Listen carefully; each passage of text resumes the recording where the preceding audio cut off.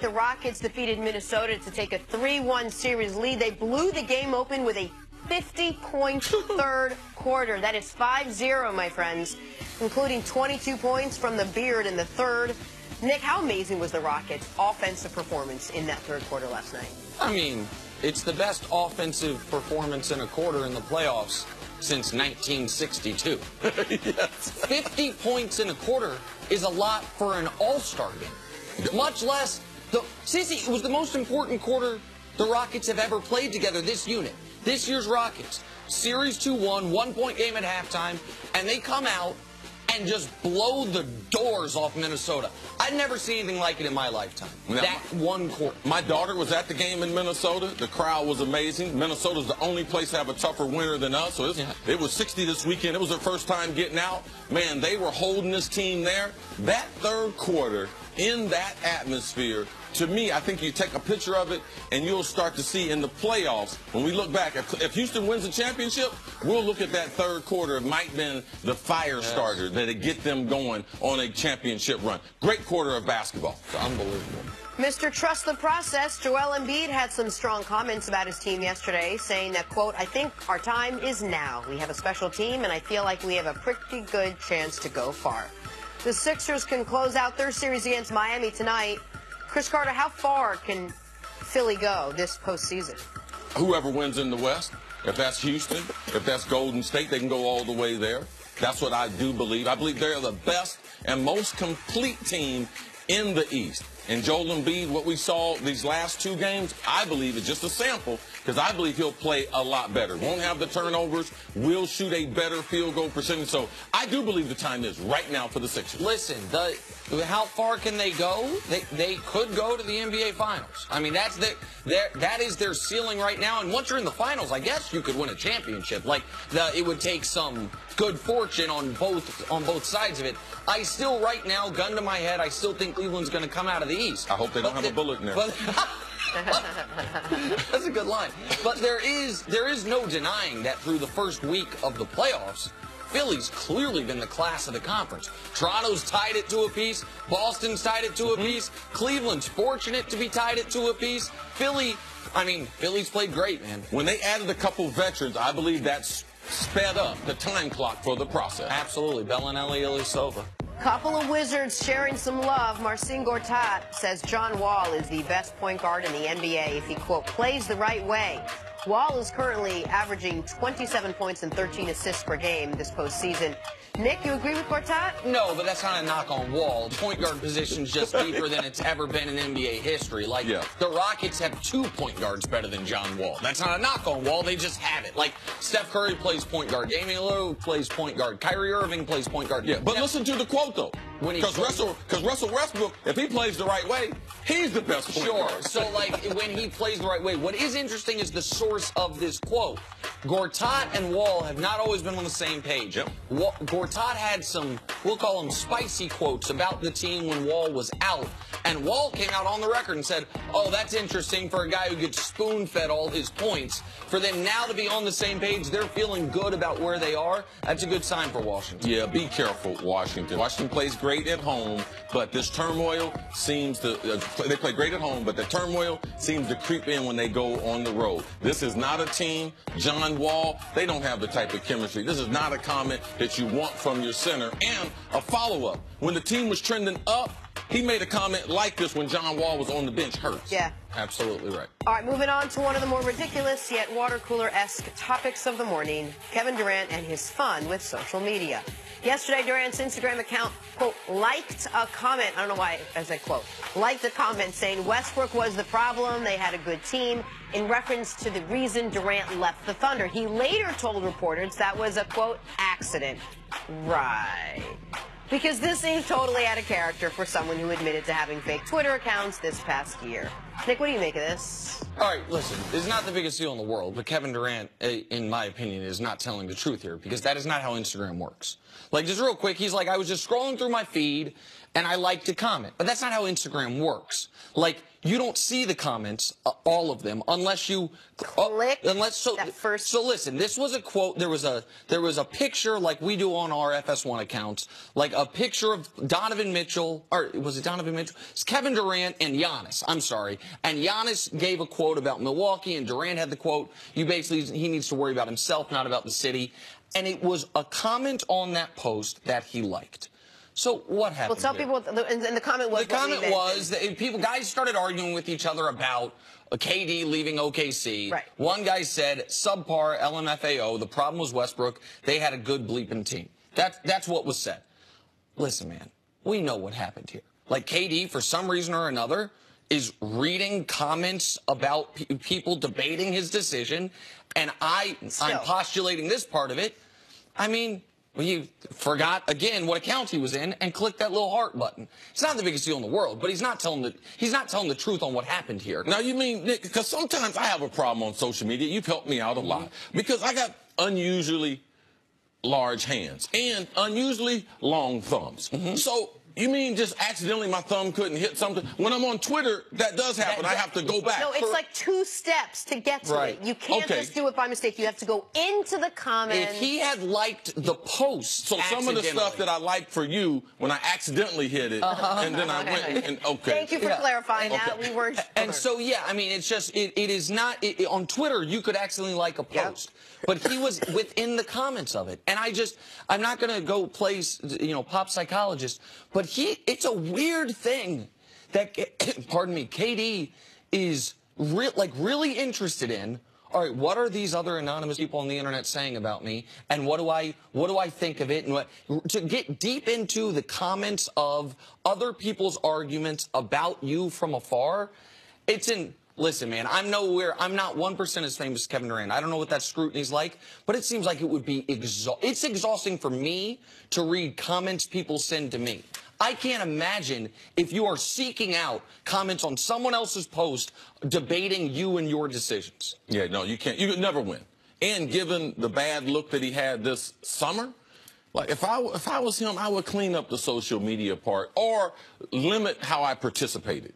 Maybe the 0 dark 30 that LeBron does? Well, maybe engage in that for the postseason, KD? What about whatever's going on in OKC? Man, you left there. Like, just leave it behind you. How about the fact that you already came out in an interview and said, I don't care about anything except just playing basketball. Like, I don't want to do anything but go home, play video games, and just play basketball, and that's all I want to do. Except troll or read through other people's comments who commented on the first comment's original comment, and then scroll down 2 buttons and then like. But besides that, just the basketball. Jenna is an Instagram expert. I should have allowed you to explain how it worked. I apologize. You cut me off a little bit. I had a whole tutorial, like 3/4 of these pages are just about how many. By the way, if you're on IG, at Jenna Wolf, if you want to see some odd workouts that involve upside down push-ups and Jenna setting up the camera and normal people set up a camera in the corner, a ghost videographer. All right, now here's my 33rd burpee of the day, America. Are we done? We're done. Awesome. Feel good. Let us move on. And Jenna will read the comments. Too, I will read every single one of your comments from my ghost account. Jenna is in the mentions. Okay? But for those out there, y'all can slide into her DMs and everything. No, you can't. Oh, you can't do that? I don't know what that means. Oh. America, you can't slide into Jenna's DMs. Oh, okay. Guys, can we just I'm sorry. move on? I got to take another class. Okay. KD, help me. Katie's the last person to help you. Oh, okay. Whoever's handling this stuff. Is fake people. Sticking with Westbrook's Thunder, basically sticking with anything other than sliding.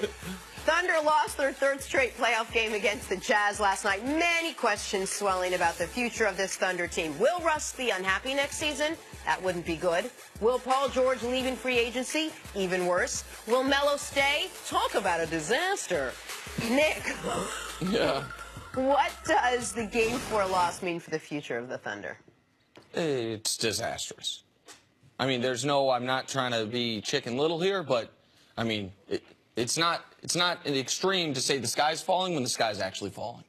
And this is now what the future looks like for OKC in the short term. Paul George is leaving.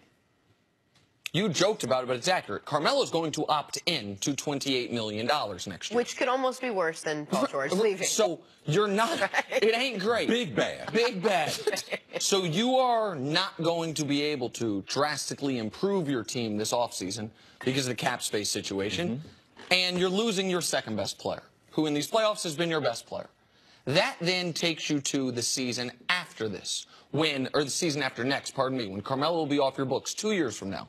Well, then all of a sudden your best player is a 31-year-old point guard who has made his entire career based on his athleticism. And the history of those guys past the age of 30, 31 ain't great. And so the reason we talked about the Thunder, if we ranked the teams we talked about this year, it'd be Cavs 1, Golden State 2, Thunder 3. It was because they have compelling personalities and because we knew how important this year was for the future of Russ's ability to compete for championships.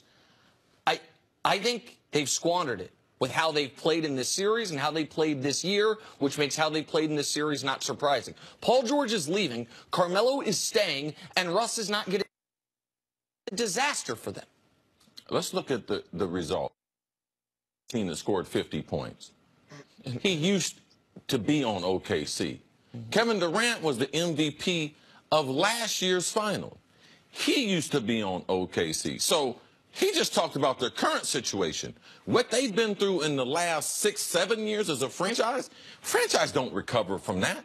After going to the finals with these three players, you would think going into the future, man, their future was bright. Playing against LeBron James, losing to LeBron, like, oh, man, their future's very bright. Harden left.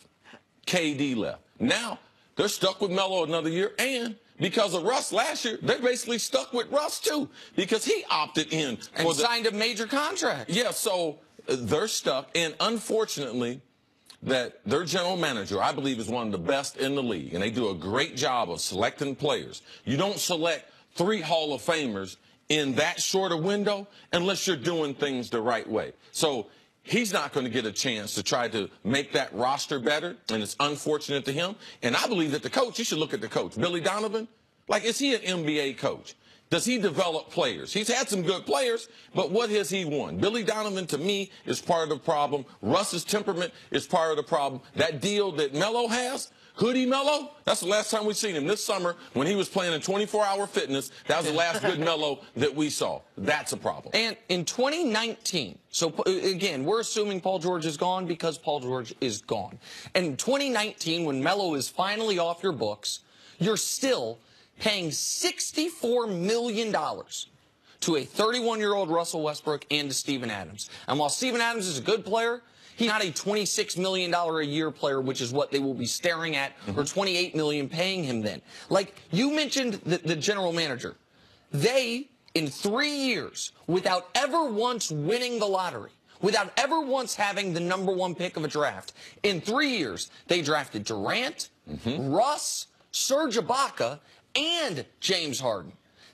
To do that, and to forget winning a championship, forget going to multiple finals, to do that and to win 1 finals game, and for that to be the pinnacle of it all, is disastrous for any franchise, much less one of the smallest markets in the NBA.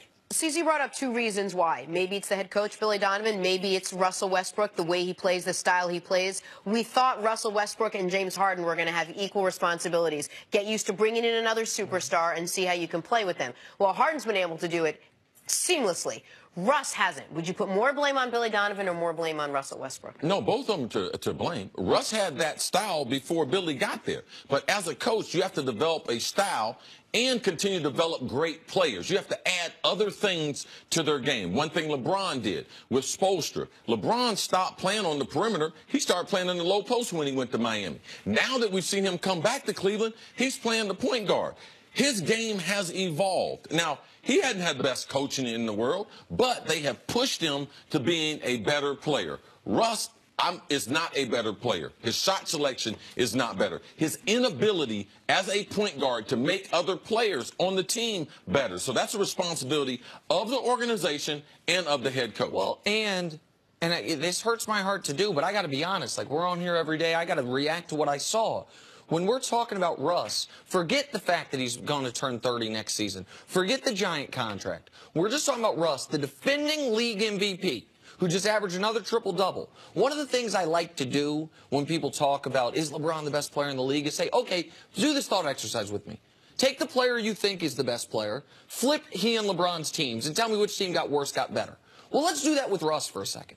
Which great player do you flip Russ and them 1-for-1, and the Thunder get worse and that team gets better? If you flip KD and Russ, does Golden State get better? Of course not. Does OKC get better? Yes. If you flip Harden and Russ, does Houston get better? No bleeping way. Does OKC get better? Yeah, absolutely. Giannis. How about Ben Simmons right now? What about in this series, Donovan Mitchell? Like, if you think about the teams that are good in the playoffs right now, if you took their best player and traded them 1-for-1 for Russ, which of those teams are better? Miami? Sure, because Miami doesn't have a best player. Right. Like, Indiana? Maybe. Like, if Russ is on that tier, like, we have Oladipo got a lot better when he left Russ. He went from being a player to being a superstar. And so it's hard to defend what Russ has done in this series. It's hard to defend his inability to evolve throughout the year or in this series. And because of that, sometimes life ain't fair. Paul George is going to leave. And the next time OKC signs a major free agent will be the first time since that team went to Oklahoma that they had a major free agent. Like, it's bleak there. All right, let's take a break. Coming up, another team says no thanks to Des Bryant. Next time, First Things First. We got a report.